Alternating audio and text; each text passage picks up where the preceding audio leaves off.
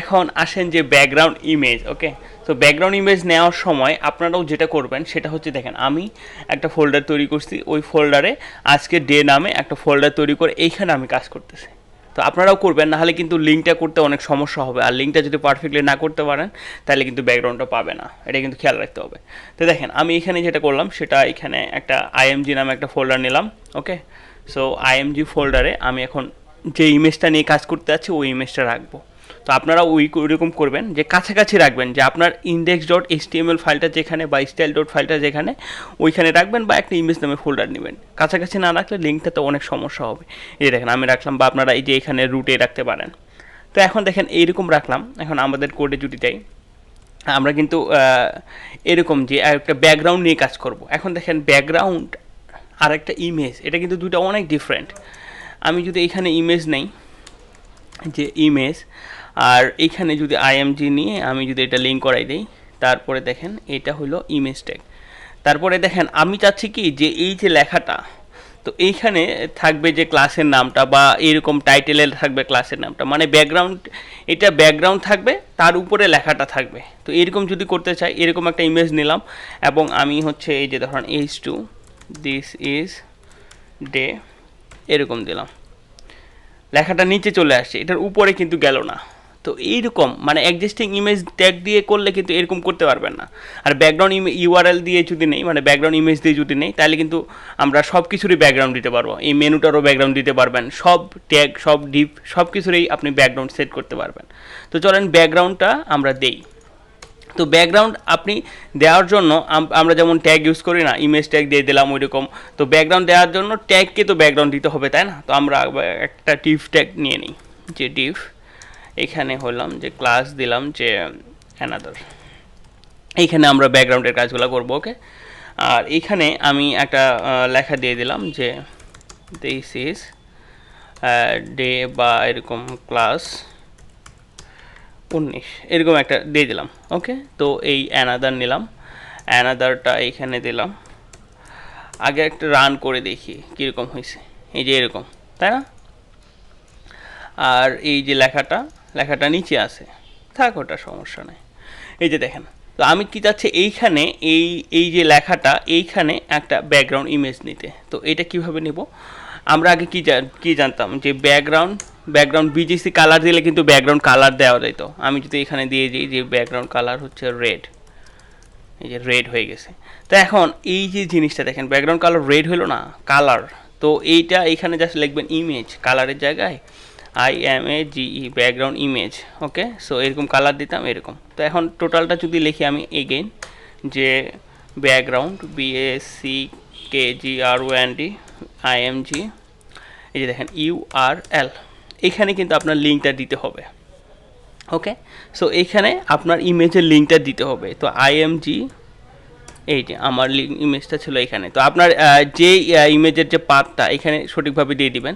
তো আমার ইমেজটা যেখানে আছে ওইখানে আমি ওই পার্টটাতে সঠিকভাবে এখানে দিছি। তো আপনার ইমেজটা যদি বাইরে থাকে তো এরকম দিবেন, আর ইমেজটা যদি একটা ইমেজ ফোল্ডার বা যে কোনো ফোল্ডারের ভিতরে থাকে তো এখানে ফোল্ডারের নামটা, দেন ইমেজের এখানে লিঙ্কটা এক্সটেনশন সহকারে দিবেন। আমি যদি এখন রান করি, এই যে দেখেন ব্যাকগ্রাউন্ডটা কিন্তু পাইছে, এই যে ইমেজটা পাইছে। এখন দেখেন ইমেজটি এত ছোটোটুকু পাইলো কেন? ব্যাকগ্রাউন্ড বলতে কি বুঝি, এ যতটুকু হাইট আছে তার মধ্যে সে ব্যাকগ্রাউন্ডটা পাইছে। এখন আমি যদি এইটার যদি এরকম করি যে প্যাডিং আমি দিলাম যে 200 পিক্সেল, লেফট রাইটে 0, এই যে সে পাইছে। এবং এই লেখাটা আমি আপাতত নাই করে দেই, সে কিন্তু এই যে এরকম করে ব্যাকগ্রাউন্ড পাইছে। ওকে, তো দেখেন আমি কিন্তু এই ব্যাকগ্রাউন্ডটাকে এখন বিভিন্নভাবে কন্ট্রোল করতে পারবো। এই যে দেখেন আমি যদি ইমেজটাকে বাইরে গিয়ে দেখি তো ইমেজটা হচ্ছে এরকম, আর এখানে আসছে এরকম। মানে এই যে দেখেন আমি কিন্তু সেন্টারে হয় নাই, পারফেক্টলি ইমেজটা সেন্টারে হয় নাই। তো আমি কিন্তু ইমেজটাকে সেন্টারে করতে পারবো। দেখেন, তো ইমেজ ট্যাগ নেওয়ার জন্য, মানে ব্যাকগ্রাউন্ড ইমেজ নেওয়ার জন্য আমাকে কি করা লাগলো? এই যে দেখেন ব্যাকগ্রাউন্ড ইমেজ দিয়ে এরকম URL দিয়ে আমাকে এখানে ইমেজের লিঙ্কটা দিয়ে দিতে হবে। ওকে, দেন আমি ইমেজের এই যে দেখেন পজিশনটাকে কন্ট্রোল করতে পারবো। চলেন তাহলে কিভাবে দিতে হবে? তো আপনি ব্যাকগ্রাউন্ড পজিশন যদি লিখতে চান তাহলে এইভাবে লিখতে পারেন যে BACKGR ব্যাকগ্রাউন্ড পজিশন, বা আপনি যে শর্টকাট ইউজ করতে পারেন যে BGP, মানে ব্যাকগ্রাউন্ড পজিশন। এখন আমি যদি দেই যে সেন্টার, এই যে সেন্টারে চলে আসছে। ওকে, তো এই যে দেখেন টপ বটমে লেফট রাইটে কিন্তু সেন্টার হয়ে গেছে। তো আমি চাচ্ছি যে উপর নিচ থেকে উপরে থাকবে ইমেজটা, আর লেফট রাইট থেকে সেন্টারে হবে। তাইলে আমাকে দুইটা ভ্যালু লিখতে হবে। প্রথমটা হলো উপর নিচ থেকে কোথায় দেখাবো, মানে এই যে দেখেন যদি আমারটা হয় এই যে এরকম 4 কোণা, তো এই যে আমি ইমেজটা মানে ইমেজটা কোন পাশে থেকে শুরু হবে, টপ থেকে শুরু হবে না বটম থেকে? এই যে আমি বলে দিলাম টপ থেকে, মানে টপ থেকে শুরু হবে। যদি বলে দিলাম এখানে বটম, তাহলে বটম থেকে শুরু হইতো। আর এই যে সেন্টার মানে এই পাশ থেকে সে সেন্টারে শুরু হবে। আমি যদি বলে দিতাম যে রাইট, তাহলে এই পাশ থেকে শুরু হইতো। যদি লেফট বলতাম তাহলে এই পাশ থেকে শুরু হইতো। এইটাই হইলো হিসাবটা। তো এখন দেখেন যে টপ সেন্টার, যে টপ সেন্টার দিছি, ইমেজটা কিন্তু এরকম আছে, এই যে ইমেজটা এরকম হয়েছে।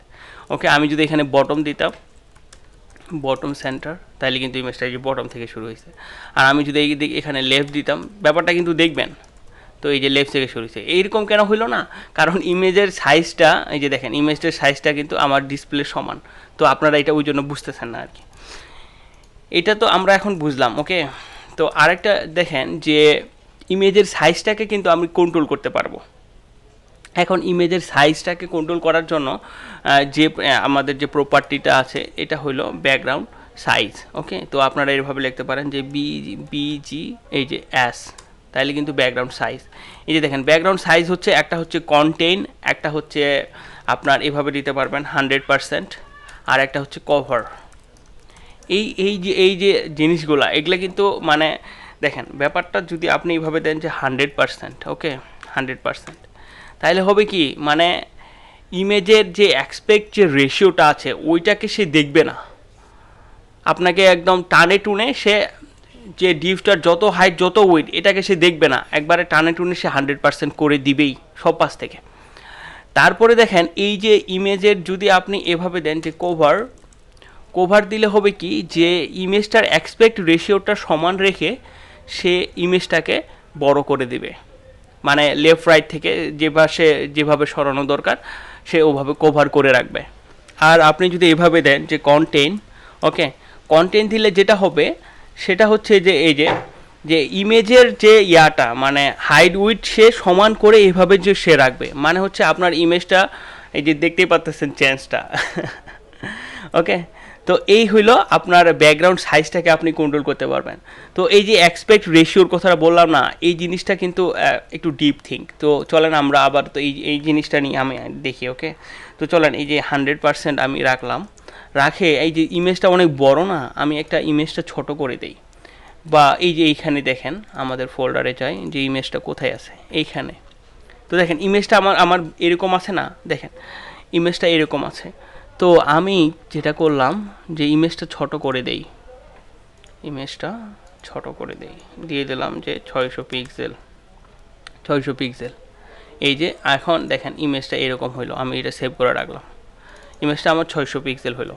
এটা কিন্তু 4-5 থেকে ছোট হইলো। এখন এই ইমেজটাকে কপি করি, আমি যেটা করি এখন এই যে এটা তুলে দিলাম, তুলে দিয়ে আমি এখানে হাইট দিয়ে দিলাম 100। এই যে ইমেজটা কেমন হয়ে গেল না? এইটাই হলো আমার আপনার রেশিওটার ব্যাপার, মানে হচ্ছে হাইট উইথ থেকে যদি এরকম করে দেন না যে হাইট উইথ সমান না করে মানে এক পাশ থেকে হাইট বাড়তেছে তো হাইটটাকেই বাড়াচ্ছেন, হাইট কমতেছে তো হাইটটাকেই কমাচ্ছেন। অনেক ওয়েবসাইটে দেখবেন যে ইমেজটা এরকম হয়ে আছে, এটাই হলো রেশিও। তো আপনি যদি 100% দেন না, তো কন্টেন্ট ছোট হলে ইমেজটা এরকম হাইট থেকে ছোট হবে, এরকম চ্যাপগাদা হয়ে যাবে। আর যদি কন্টেন্ট বড় হয় তাহলে ইমেজটা বড় হবে, মানুষ একবারে 1 ফিট মানুষ থেকে একবারে 10 ফিট মানুষ লম্বা হয়ে যাবে। তো এই জিনিসটা হচ্ছে আপনার 100% দিলে এই টাইপের সমস্যাটা হয়। কন্টেন্ট বাড়া কমার সাথে ইমেজের হাইটটাও উইথটাও কিন্তু সে বাড়ায় দেয়, আর সে এক্সপেক্ট যে রেশিওটা এটাকে না খেয়াল রেখে কিন্তু সে বাড়ায়। আর আপনি যদি ব্যাকগ্রাউন্ড সাইজ কভার দেন না, তাহলে সে ওই জিনিসটাকে খেয়াল রেখে যে পাশে যতটুকু বাড়ানো দরকার সে ওভাবে বাড়ায় রাখে, ইমেজটা একদম মানে রেশিওটা সমান থাকে। এখন চলেন যে এই 100%টাকে তুলে আমি আবারও তো দিয়ে রাখি যে কন্টেন্ট। ওকে, কন্টেন্ট দিয়ে রাখলাম।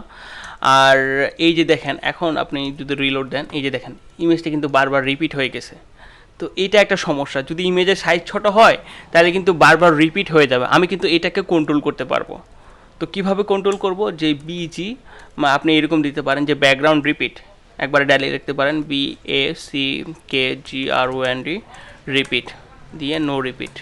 ওকে, আর এটা শর্টকাটে লিখতে পারেন যে বিজি থেকে ব্যাকগ্রাউন্ড, আর থেকে হলো রিপিট, তো নো রিপিট, এই যে কোনো রিপিট হচ্ছে না। এই যে দেখেন কন্টেন্টের যে ব্যাপারটা আপনারা এখন ক্লিয়ার হয়ে যাবেন। দেখেন কন্টেন্টের কারণে যেটা হয় যে সেই ইমেজটাকে শুধু রাখছে, ইমেজের হাইট উইডটাকে কোনোভাবে বাড়া কমা ওই জিনিসটার দিকে খেয়ালে রাখে না, মানে কন্টেন্ট যেভাবে আছে মানে ইমেজটা যেমন ছিল ওভাবেই বসায় রাখছে ইমেজ ট্যাগের মতো। এখন আমি যদি এইখানে যদি এই যে কভার ব্যাপারটা লক্ষ্য করেন, কিন্তু এই যে সে ইমেজটা কিন্তু কভার করে দিল, ঠিক আছে না, মানে হাইড উইড এক্সপেক্ট রেশিওটাকে সমান করে রেখে। আর এখানে যদি আমি দিই যে এখন টপ, এই যে সে কিন্তু ওভাবে রাখছে। তো এই হইলো আপনার এটার মধ্যে ডিফারেন্ট। এখন আপনি দেখেন যে আমি একটা স্ক্রল ইভেন্ট তৈরি করি, স্ক্রল ইভেন্ট তৈরি করার জন্য আমরা আবারও তো একটা ট্যাগ ডিভ নিই, যে টেস্ট 1 একটা ডিভ নিলাম, দিয়ে এটার একটা হাইট অনেক হাইট করে দেই, হাইট হচ্ছে 1000 পিক্সেল। দেখেন আমি কিন্তু এখন স্ক্রল করতে পারতেছি, ওকে স্ক্রল করতে পারতেছি। আর একটা কাজ করি যে এর আগে আমি কতগুলো পি নেই, এখন দেখেন যে এই যে স্ক্রল আমি স্ক্রল করতেছি, ইমেজটাও কিন্তু ব্যাকগ্রাউন্ডটাও কিন্তু স্ক্রল হচ্ছে। আপনারা কিছু ওয়েবসাইটে দেখবেন যে স্ক্রল করতেছেন ব্যাকগ্রাউন্ডটা কিন্তু ওইখানেই থাকে, ব্যাকগ্রাউন্ডটা স্ক্রল হয় না। তো এটাকেও আমি কন্ট্রোল করতে পারবো। তো এটার জন্য আমাকে যেটা করতে হবে যে ব্যাকগ্রাউন্ড অ্যাটাচমেন্টটা কি ফিক্সড হবে নাকি স্ক্রল হবে, এটা আমি কন্ট্রোল করতে পারবো। বিজিসি ব্যাকগ্রাউন্ড, সরি আমাকে এভাবে দিতে হবে, বিজি থেকে ব্যাকগ্রাউন্ড, তারপরে এ থেকে অ্যাটাচমেন্ট, এরকম।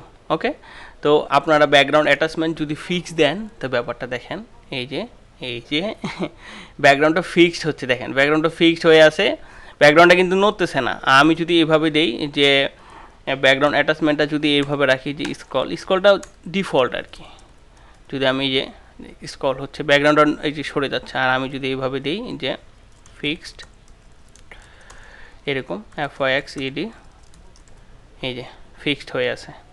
তো এই হইল ব্যাকগ্রাউন্ডের মোটামুটি ব্যাকগ্রাউন্ড ট্যাগের প্রপার্টি, এগুলা দিয়ে কিন্তু আপনারা ব্যাকগ্রাউন্ডটাকে কন্ট্রোল করতে পারবেন। তারপরে এখন আসেন যে আপনি এই যে ব্যাকগ্রাউন্ড রিপিটটা আছে না, যে নো রিপিট, তারপরে এভাবে দিতে পারবেন যে নো রিপিটের পরে রিপিট এক্স, মানে এক্স অক্ষ বরাবর শুধু ইমেজটা রিপিট হবে, রিপিট ওয়াই মানে এইভাবে ইমেজটা রিপিট হবে। একবারে ছোট ইমেজ ব্যাকগ্রাউন্ড ট্রাই করে এভাবে দেখবেন যে রিপিট করতে পারবেন। আরেকটা যেটা যে দেখেন যে আমরা যেমন ওই যে প্যাডিংয়ে করছিলাম না, যে চারপাশে প্যাডিং লেফট টপ রাইট এভাবে না দিয়ে আমরা এই যে প্যাডিং এভাবে দিয়েছি শর্টকাট করে, এটাও কিন্তু আপনি শর্টকাটে লিখতে পারবেন, যেখানে এই যে ব্যাকগ্রাউন্ড সবখানেই ব্যাকগ্রাউন্ড কথাটা আছে। তো এইটাকে শর্টকাট যদি আমি করতে চাই এই ভার্সনটাকে, তাহলে আমি এরকমভাবে লিখতে পারবো যে ব্যাকগ্রাউন্ড, প্রথমে জাস্ট দিব খালি ব্যাকগ্রাউন্ড, ওকে, এই যে আপনার এইভাবে লিখবেন যে BACKGROUND ব্যাকগ্রাউন্ড, শুধু ব্যাকগ্রাউন্ড লিখবেন। তারপরে এই লেখাগুলোকে আসতে আনেন একটা একটা করে, প্রথমে এটাকে আনলাম, এই যে দেখেন এটা আছে না, এটা কিন্তু থাকবে না, স্পেস দিবেন, কমাও দেওয়া যাবে না, স্পেস দিবেন। তারপরে হচ্ছে পজিশনটাকে নিয়ে আসলাম, এই যে এটা তুলে দিলেন। তারপরে হচ্ছে সাইজটাকে নিয়ে আসলাম, সাইজটা দিবেন না, সাইজ দিলে কিন্তু কাজ করে না। এই যে রিপিটটাকে দিয়ে দিলাম যে এইভাবে, তারপরে অ্যাটাচমেন্ট ফিক্সড এভাবে দিলাম, এই যে এখন দিলাম, যখন শেষ হয়ে যাবে তখন দিলাম এটা। আর এই যে ব্যাকগ্রাউন্ড সাইজটা এই যে এভাবে নিয়ে আসলাম, ঠিক আছে না। এই যে দেখেন আমি কিন্তু কমাও দেই নাই, স্পেস দিতে হবে। এখন আপনারা এই যে দিলেন, এটা যদি আমি এভাবে দেই, এই যে স্যাম কাজ করতেছে। তো আপনারা এইভাবে শর্টকাটেও লিখতে পারবেন, ওকে। অ্যান্ড সবাই কিন্তু প্র্যাকটিস করবেন এবং প্র্যাকটিসের ফাইলগুলো জমা দিবেন, okay. Thank you so much.